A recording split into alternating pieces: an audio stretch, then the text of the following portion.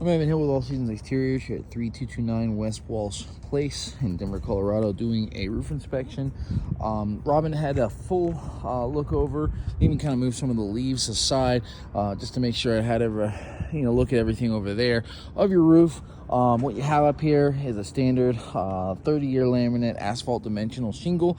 Nothing really too special about it. Pretty much kind of like the standard stuff that most homes have in the United States, but does have quite a few problems. One of the first ones I'll point out, because there's only two ventilation holes, what we call turtle vents or box vents. I would add a third one. It would make a big difference.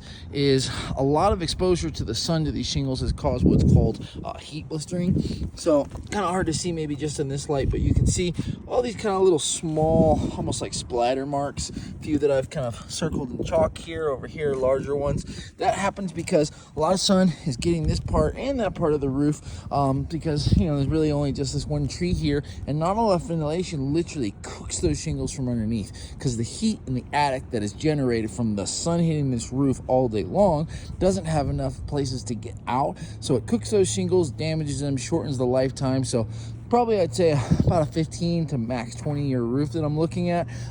That's a problem that's gonna get worse over time, because that's the top layer of protection for your roof, and those granules being kind of blistered off like that, it's just gonna get larger and worse over time. That's not something that insurance covers. That's just wear and tear because there isn't enough ventilation. The other thing that you have up here is there's quite a lot of hail damage. So what that looks like is, this is probably a 2 or 3 year old hail strike. As you can see, I've kind of circled it in sidewalk chalk. Makes a big dent and a bruise, if you will. Knocks off the asphalt granules, the top layer protection, exposes the matting underneath. Now that's going to become a serious problem in 3 or 4 years. There's tons of those all over the roof. It would take me all day to kind of circle them, but what I have done, just to kind of give you an indication on what insurance companies look for, is they mark off a 10-foot by 10-foot area called a square, basically 100 square feet, and they count those significant hail strikes.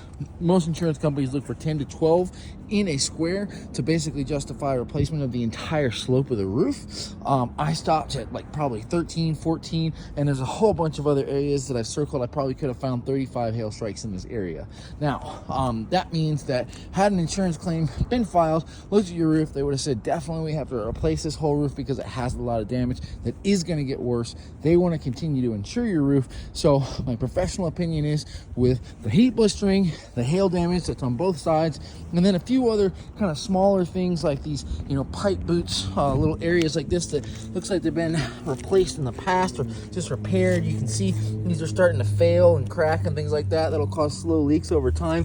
You definitely do for a full roof replacement. We're going to give you a quotation, hopefully to help you out.